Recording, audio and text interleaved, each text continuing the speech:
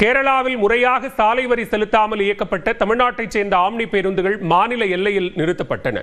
தமிழ்நாட்டில் இருந்து கேரளாவுக்கு சென்ற 30க்கும் மேற்பட்ட ஆம்னி பேருந்துகள் முறையாக சாலை வரி செலுத்தவில்லை என கூறி 70 லட்சம் ரூபாய் வரை அபராதம் விதிக்கப்பட்டது. இதற்கு எதிர்ப்பு தெரிவித்த அனைத்து ஆம்னி பேருந்து உரிமையாளர்கள் சங்கம் தமிழ்நாட்டில் இருந்து கேரளாவிற்கு ஆம்னி பேருந்துகளை இயக்கப் போவதில்லை என்று அறிவித்தனர். இந்நிலையில் கேரளாவிற்கு செல்ல வேண்டிய 10 ஆம்னி பேருந்துகள் கோவை மாவட்டம் வாளையாறு சோதனை சாவடி அருகே நிறுத்தப்பட்டன. இதனால் பயணிகள் கடும் அவதியடைந்தனர். வரும் 13ஆம் தேதி தமிழ்நாட்டில் இருந்து அதிக அளவிலான ஆம்னி பேருந்துகள் சபரிமலைக்கு செல்ல உள்ள நிலையில் இப்பிரச்சினைக்கு தீர்வு காண வேண்டும் என்று கோரிக்கை எழுந்துள்ளது.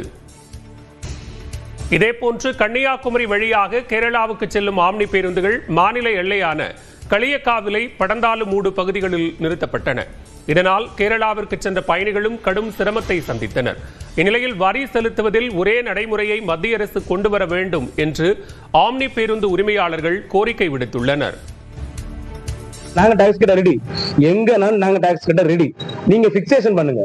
ஒன் இந்தியானா ஒன் இந்தியா, இல்ல கேரளா கவர்மெண்ட் கேரளா கவர்மெண்ட், இல்ல தமிழ்நாடு கவர்மெண்ட் தமிழ்நாடு கவர்மெண்ட், என்னங்கிறது நீங்க வழிமுறை பண்ணுங்க.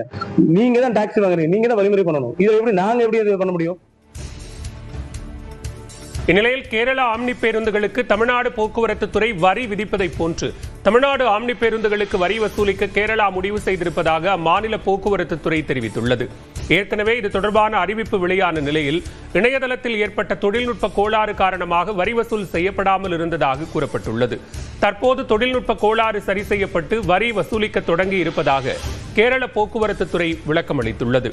தமிழ்நாட்டில் கேரள ஆம்னி பேருந்துகளுக்கு ஒரு காலாண்டிற்கு ஒரு இருக்கைக்கு 3300 ரூபாய் வீதம் 36 இருக்கைகளுக்கு சுமார் 1,20,000 ரூபாய் வசூலிக்கப்படுவதாக கூறப்பட்டுள்ளது. எனவே இனி கேரளாவிலும் தமிழ்நாடு ஆம்னி பேருந்துகளுக்கு மாநில வரி வசூலிக்கப்படும் என்று அம்மாநில அதிகாரிகள் தெரிவித்துள்ளனர்.